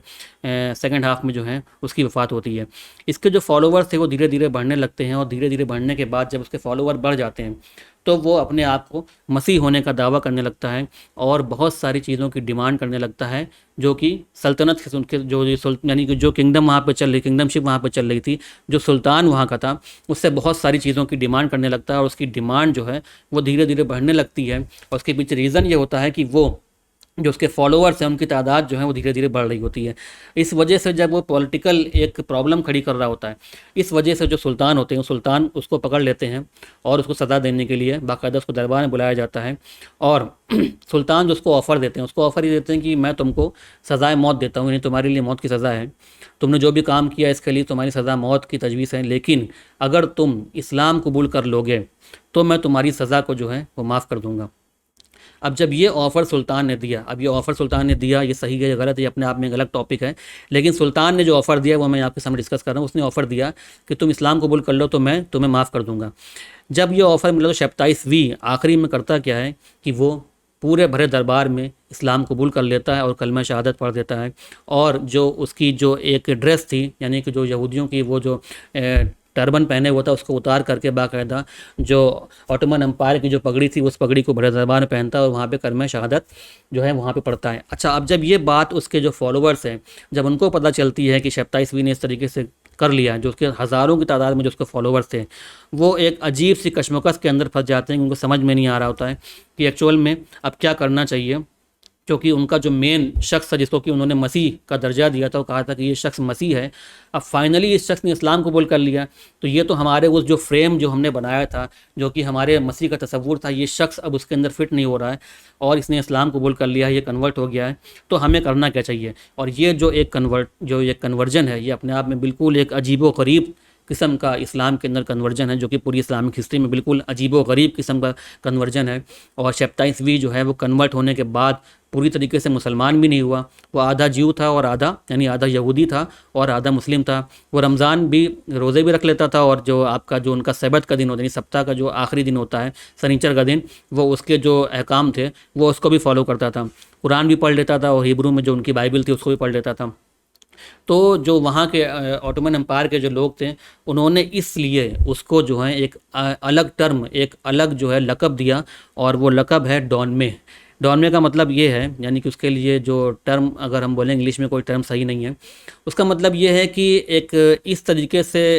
बाहरी तौर पे इस्लाम को कबूल करना कि लोगों को लगे कि ये मुसलमान हैं, लेकिन अंदर से वो पूरी तरीके से मुसलमान नहीं, जिसको कि एक तरीके से मुनाफिक आप कह सकते हैं, कि बाहरी तौर पे उन्होंने दावा कर रखा है कि हम मुसलमान हैं, लेकिन अंदर से जो उनका मेन मकसद है वो इस्लाम को नुकसान पहुंचाना है और वो पूरी तरीके से मुसलमान नहीं है। तो अब ये बहुत सारे जो उसके फॉलोवर्स थे वो जो है उसको उनको लोगों ने डॉन में कहना शुरू कर दिया, क्योंकि उसके बहुत सारे जो फॉलोवर थे उसमें से कई लोगों ने पहले शुरू में तो ये कहा कि ये जो शैप्ताइसवी ने इस्लाम कबूल किया, इसके पीछे जो रीज़न है वो रीज़न ये है कि वो उनका एक अलग किस्म की चाल है और उसके पीछे उनका एक अपना ख़ास रीज़न है, और असल में उन्होंने दिल से इस्लाम को कबूल नहीं करा है और ये उन्होंने बाकायदा जानबूझ के सोची समझे तौर पे उन्होंने ये कदम उठाया है। लेकिन बहुत सारे उसके ऐसे लोग भी थे जो फॉलोवर थे, उन्होंने भी इस्लाम कबूल कर लिया और वो धीरे धीरे इस्लाम के अंदर पढ़ने बढ़ने लगे। लेकिन उनके लिए जो टर्म था, जो लक़ब उनके लिए दिया गया था, वो जो टर्म था वो टर्म मौजूद रहा और ये फाइनली ये लोग जो हैं धीरे धीरे करके उस लैंड में, उस जगह पे फैलने लगे और इनके अंदर पैसा और कई सारी चीज़ें जो है बढ़ने लगी। लेकिन ये लोग आज भी उस जगह पे मौजूद हैं, आज भी उस जगह पे रहते हैं, उनके नंबर जो हैं काफ़ी तादाद में बढ़ गए हैं। तुर्की के अंदर आज भी ये सारे लोग डॉन में जो हैं वो पाए जाते हैं और बहुत सारी इसके मुतालिक कॉन्स्पिरेसी थ्योरी जो है वो चलती रहती हैं। और कॉन्स्पिरेसी थ्योरी में जो ख़ास बात यह है कि वो पूरी तरीके से सच नहीं होती हैं, और जो मेन बात बल्कि यही है कि पूरी तरीके से सच नहीं होती हैं, बहुत सारी उसमें चीज़ें ऐसी जो होती हैं जो कि लज्जत देती हैं। तो मैं आपको इसके बारे में एक छोटा सा एक पॉइंट बताना चाहता हूँ कि इसी डॉन में से रिलेटेड एक थ्योरी जो है वो ये चलती है कि कुछ टाइम पहले करीब 1990 में यानी 1990 के आसपास एक ग्रुप था जो कि यंग तुर्की लोगों का ग्रुप था जो कि फॉर्म हुआ था और बहुत ही ज़्यादा सेकुलर और बहुत ही ज़्यादा मज़हब से अलग होकर के रहने वाली बातों पे बिलीव करने वाला और बहुत ज़्यादा खिलाफत के बिल्कुल अगेंस्ट काम करने वाला और तुर्की को एक पूरी तरीके से सेकुलर जो है मुल्क बनाने के लिए पूरी तरीके से काम करने वाला ग्रुप था। और बहुत सारे इस ग्रुप के जो लीडर थे वो पर्टिकुलरली उसी डॉन में ग्रुप से बिलोंग करने वाले लोग थे। और इसमें जो उनका एक मेन लीडर था जो कि बाद में जिसको कि जो है मुस्तफ़ा कमाल के नाम से लोग जानते हैं और उसका दूसरा नाम अतातुर्क है जिसके नाम से लोग जानते हैं। और ये पूरी तरीके से एक बात फैक्ट है कि अतातुर्क जो है वो एक डॉनमे कम्युनिटी से बिलोंग करने वाला शख्स था और पूरी तरीके से इस्लाम के ख़िलाफ़ था, इस्लाम से बल्कि नफ़रत करने वाला शख्स था और बिल्कुल भी उसके दिल के अंदर इस्लाम बाकी नहीं था, यानी बिल्कुल जो है ईमान उसके दिल के अंदर बाकी नहीं था। और बल्कि वो ये मानता था कि इस्लाम की वजह से जो हमारे कंट्री के लोग हैं, तुर्की के लोग हैं, वो बैकवर्ड लोग हैं, पीछे चले गए हैं। और अगर वो उसके हाथ में होता, उसके अगर ताकत इतनी होती तो वो पूरी तरीके से इस्लाम को तुर्की के अंदर बैन भी कर देता। और बहुत ज़्यादा उसने जो है इस्लाम को नुकसान पहुंचाया। उसने पूरी तरीके से मदरसों को बंद करने की कोशिश करी, मदरसों को बंद कर दिया। जो ग्रैंड मुफ्ती वहाँ के हुआ करते थे उस ग्रैंड मुफ्ती के रोल को पूरी तरीके से ख़त्म कर दिया। उसने कोर्ट सिस्टम को पूरी तरीके से ख़त्म कर दिया। कोर्ट में जो शरिया का एक कानून था उस कानून को हटा करके बाकायदा एक सेकुलर कानून को लाने की पूरी कोशिश करी। इसके बाद कुरान को जो है नमाज के दौरान तुर्किश में, तुर्की ज़बान में कुरान पढ़ने के लिए कहा और अज़ान भी उसने कहा कि तुर्की ज़बान में होनी चाहिए, यानी जिस तरीके से हम अल्लाह अकबर कहते हैं इस तरीके से ना कर करके तुर्की ज़बान में जो भी उनका टर्म होता हो इस तरीके से करने के लिए उसने कहा। तो अतातुर्क जो है वो एक डॉनमे कम्युनिटी से बिलोंग करने वाला शख्स यानी डॉनमे था। और ये यहाँ से अगर आप इसको लिंक करना चाहें तो लिंक कर सकते हैं कि इसमें क्या कॉन्स्पिरेसी थ्योरी है और क्या एक्चुअल में हिस्ट्री है और किस तरीके से ये दज्जाल से जो है रिलेटेड है। क्योंकि ये पूरी चीज़ जो है वो निकलती है कहाँ से, शैप्ताइसवी की तरह से। शैप्ताइसवी वो शख्स है जिसको कि लोगों ने कहा कि ये मसीह है, यानी वो मसीह जो कि आखिरी टाइम पे आने वाला है। और शैप्ताइसवी जो है वो लास्ट में जा करके इस्लाम कबूल कर लेता है और बाद में उसको जो है जब ये बात पता चलती है बादशाह को कि ये मुसलमान नहीं हुआ है बल्कि ये झूठ मूठ का मुसलमान हुआ, तो उसको वहाँ से निकाल भी दिया जाता है। ये सारे लोग जो आज भी मौजूद हैं ये सारे लोग उसी शैप्ताइसवी के फॉलोवर हैं जिसके के लिए डॉनमे नाम का लक़ब दिया गया। यानी कि ये पूरी तरीके से मुसलमान नहीं हुए हैं बल्कि अंदर से जो है ये मुसलमान नहीं है बल्कि अंदर से इस्लाम के दुश्मन हैं और ये चाहते हैं कि किसी तरीके से इस्लाम को नुकसान पहुंचाया जाए। तो ये जो है चंद ऐसी कुछ पर्सनैलिटी रही हैं यहूद के अंदर जिसको कि लोगों ने समझा है कि ये मसीह अलैहिस्सलाम है। इससे पहले जिक्र किया जो शख्स अमेरिका में था और एक शख्स ये जो डॉन में है जो कि डॉन में कम्युनिटी का जो जिसे जहाँ से आती है शैप्ताइसवी। इसके बाद एक लास्ट और फाइनल चीज़ है जो कि दज्जाल से मुतालिक हदीस के अंदर आती है और वो ये आती है कि जब जो फाइनल बैटल होंगी, जो फाइनल जंग होंगी और जब जो इसके फॉलोअर्स होंगे, जो दज्जाल के फॉलोअर्स होंगे और उसमें बहुत सारे ऐसे भी होंगे जो कि यहूद होंगे, बहुत सारे हो सकता है क्रिश्चियन भी हों, तो जब ये सारे जब लोग जंग करेंगे और एक तरफ मुसलमान होंगे और उसमें बहुत सारे लोग ऐसे होंगे जो कि ईसा अलैहिस्सलाम के मानने वालों में से क्रिश्चियन भी होंगे, और कुछ यहूद भी ऐसे होंगे जो कि ईसा अलैहिस्सलाम के मानने वालों में से होंगे। तो ये दो ग्रुप होंगे, एक तरफ दज्जाल की आर्मी होगी और एक तरफ ईसा अलैहिस्सलाम की फ़ौज होगी। जब ये दो लोग ग्रुप जो है आपस में जंग करेंगे और दज्जाल को कत्ल कर दिया जाएगा, तो ये लोग जो फॉलोवर्स हैं दज्जाल के, ये लोग अपनी जान बचाने के लिए भागना शुरू कर देंगे। और बहुत फेमस हदीस है, हम लोगों ने अक्सर सुना होगा कि जब ये जान बचाने के लिए भागेंगे तो फाइनली कोई पेड़ के पीछे जाकर छुपेगा, कोई किसी पत्थर के पीछे जाकर छुपेगा, तो अल्लाह ताला इन पत्थरों को और इन पेड़ों को ज़बान दे देगा और वो पत्थर और पेड़ वो बोलना शुरू हो जाएंगे और कहेंगे आ करके देखो मेरे पीछे जो है वो शख्स छुपा हुआ है जिसको कि तुम ढूंढ रहे हो। तो तमाम के तमाम पेड़ बोलना शुरू कर देंगे सिवाय एक पेड़ के जिसको कि गरकत का पेड़ कहते हैं। ये वो पेड़ होगा जिसके कि पीछे जा करके अगर छुपेंगे तो ये पेड़ जो है वो गवाही नहीं देगा इस बात की कि मेरे पीछे कोई शख्स छुपा हुआ है। अब इस हदीस को बहुत से लोग इस तरह से लेते हैं कि ये हदीस जो है इसमें प्रॉब्लमेटिक है और इसमें जो है एंटी सेमेटिक यानी कि जो मज़हब है, सेमेटिक रिलीजन है, सेमेटिक मज़हब है, इनके ख़िलाफ़ बात करी जा रही है, जबकि ऐसा बिल्कुल नहीं है। और इस्लाम किसी भी तरीके से सेमेटिक रिलीजन के ख़िलाफ़ नहीं है, बल्कि जो बात इस हदीस में आ रही है वो एक्चुअल में वो बात इस तरीके से आ रही है कि आप सल्लल्लाहु अलैहि वसल्लम ने एक पेशन गोई करी है। यानी कि आपने ये बात बताया है कि कुछ टाइम के बाद ऐसा ऐसा होगा, और उसके अंदर एक आपने खाका खींचा है कि जब ऐसा होगा तो ये पेड़ और ये पत्थर जो है इसको अल्लाह ताला जो है ज़बान दे देगा और ये जो है आप ये इस बात की गवाही देंगे कि मेरे पीछे जो है तुम्हारा दुश्मन छुपा हुआ है। और अगर इस बात को ये देखें कि ये वाकई में क्या एंटी सेमेटिक है, तो ऐसी बहुत सारी चीज़ें ऐसी हैं जो कि दूसरी किताबों में, दूसरे मज़हब की किताबों में मिल जाएंगी, जो कि बाइबल के अंदर मिल जाएंगी, जो कि एंटी सेमेटिक बात करती हैं, यानी कि जो है सेमेटिक रिलीजन के ख़िलाफ़ बात करती हैं। इवन अगर आप शेक्सपियर को भी पढ़ेंगे तो शेक्सपियर के भी जो राइटिंग्स है उसके अंदर मर्चेंट ऑफ नेवी है वो भी एंटीसेमिटिक बात करती है। तो क्या इन सारी चीज़ों के ऊपर भी आपका स्टैंड बिल्कुल वैसा ही है? यानी कि जिस तरीके से इस्लाम के ऊपर आपने एक एक आपने दावा किया कि एंटीसेमिटिक है, तो क्या आप सेम दावा यानी सेम आप बात इनके ऊपर भी लागू करेंगे कि ये सारी बातें हमारी किताबों के अंदर भी लिखी हुई हैं, ये बातें शेक्सपियर की किताबों के अंदर भी लिखी हुई हैं, तो क्या आप इन सारी चीज़ों को बैन करना? यहाँ पे डबल स्टैंडर्ड जो है वो बिल्कुल साफ दिखाई देता है कि ये सारी बातें जो हैं वो सिर्फ़ और सिर्फ इस्लाम की तरफ जो है वो निस्बत कर दी जाती है कि ये सब की सब सारी बातें इस्लाम के अंदर लिखी हुई, बल्कि उससे कहीं ज़्यादा ऐसी बातें जो कि नहीं होनी चाहिए वो सारी बातें बाइबल के अंदर लिखी हुई हैं। अब दूसरी बात यह है कि जो एक्यूजिशन है, ये इस बात की जो एक इल्ज़ाम लगाया जाता है एंटीसेमिटिक होने का, ये बात जो है एंटीसेमिटिक होने का ये जो फिनोमिना है, यानी ये बात जो शुरू होती है ये किसी भी इस्लामिक लैंड से शुरू नहीं हुई है। एंटीसेमिटिक होने की बात जो है वो यूरोप का दिया हुआ एक फिनोमिना है, यानी क्रिश्चियंस का दिया हुआ एक फिनोमिना है। और 1947 से पहले किसी भी मुस्लिम लैंड के अंदर इस तरह की कोई बात नहीं पाई जाती थी कि एंटीसेमिटिज्म जैसी कोई चीज़ ही मौजूद है। ये शुरू से ही जो है यूरोप का दिया हुआ फिनोमिना है। हाँ, ये बात अलग है कि इस्लाम दो चीज़ों में फ़र्क करता है। इस्लाम कहता है, इस्लामिक शरिया जो है वो कहती है कि कुछ लोग हैं मुस्लिम हैं, कुछ लोग अहले किताब हैं। अब ये अहले किताब के अंदर भी जूस और क्रिश्चियन दोनों आते हैं। और अगर हिस्टोरिकली देखें तो मुसलमानों का जो यहूदियों के साथ जो रिश्ता रहा है वो ज़्यादा मजबूत रहा है बनस्बत यहूदियों और क्रिश्चियन का कोई बीच में आपस में रिश्ता रहा हो, या मुसलमानों और क्रिश्चियन के बीच में आपस में रिश्ता रहा हो। सबसे मजबूत रिश्ता इन तीनों के बीच में अगर किसी का रहा है तो वो मुसलमान और यहूदियों के बीच में हमेशा जो है वो मजबूत रिश्ता रहा है। हाँ, 1943 या 1947 के पहले जब ये वहाँ पे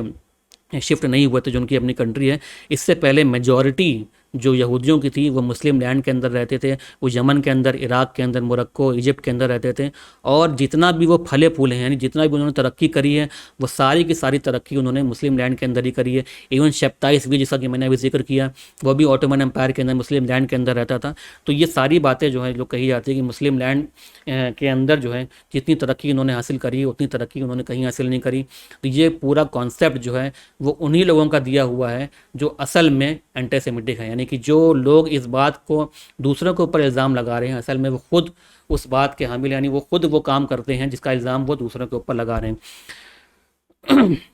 तीसरी बात और सबसे इंपॉर्टेंट बात, जैसा कि मैंने पहले भी कहा कि ये सारी बातें जो हैं वो हदीस के अंदर वो एक प्रिडिक्शन के तौर पे आ रही, पेशन गोई के तौर पे आ रही हैं, ना कि किसी प्रिस्क्रिप्शन के तौर पे या एक कमांड के तौर पे आ रही हैं कि तुमको ऐसा करना चाहिए। आप सल्लल्लाहु अलैहि वसल्लम ने एक आगे के दौर का खाका खींचा है उस हदीस के अंदर कि ऐसा टाइम आएगा तो ये होगा, फिर ये होगा, फिर ये होगा, और लास्ट में जब वो लोग भागेंगे तो वो पेड़ के पीछे जाके छुपेंगे और अल्लाह ताला उस पेड़ को जो है वो ज़बान दे देगा और उन पत्थरों को ज़बान दे देगा। अब बात यह है कि अगर आप लोग इस बात के ऊपर यकीन रखते हैं कि इस हदीस में जो बात आई है कि वो पेड़ और जो पत्थर गवाही देंगे, तो अगर आप इस बात में यकीन रखते हैं कि पेड़ और पत्थर गवाही देंगे, अगर आप इस बात में यकीन रखते हैं कि कोई एंटी क्राइस्ट यानी दज्जाल आने वाला है, अगर आप इस बात में यकीन रखते हैं कि ईसा अलैहिस्सलाम आएंगे और उस दज्जाल को कत्ल करेंगे, तो अगर आप इन सारी बातों में यकीन रखते हैं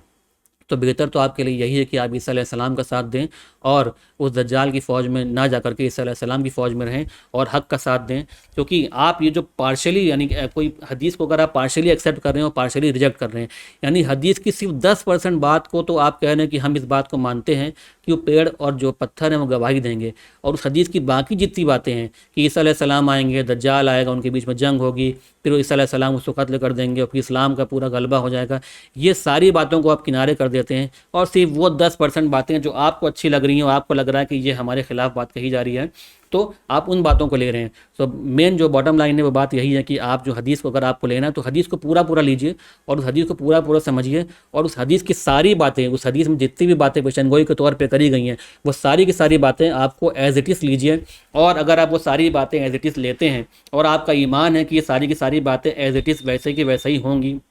तो बेहतर ये है कि आप उस हदीस को अगर मान रहे हैं तो बेहतर ये है कि आप ईसा अलैहिस्सलाम के को फॉलोवर बनिए और ईसा अलैहिस्सलाम की फ़ौज में रहने वालों में से बनिए, और अपने आगे आने वाले जो कौम, अपने आगे आने वाली जो पीढ़ी, उसको भी इस बात की नसीहत करिए कि जब ऐसा टाइम आए तो तुम भी ईसा अलैहिस्सलाम के फॉलोवर्स में से होना। तो ये चंद बातें थी जो कि एंटी सेमिटिक होने के बारे में जो इल्ज़ाम लगाया जाता है। मुस्लिम किसी भी तरीके से एंटी सेमिटिक नहीं है, बल्कि हमारे रसूल सल्लल्लाहु अलैहि वसल्लम वो खुद उसी मज़हब से आते हैं, सेमाइट्स में से आते हैं। इब्राहीम अलैहिस्सलाम वो खुद सेमाइट्स में से आते हैं, और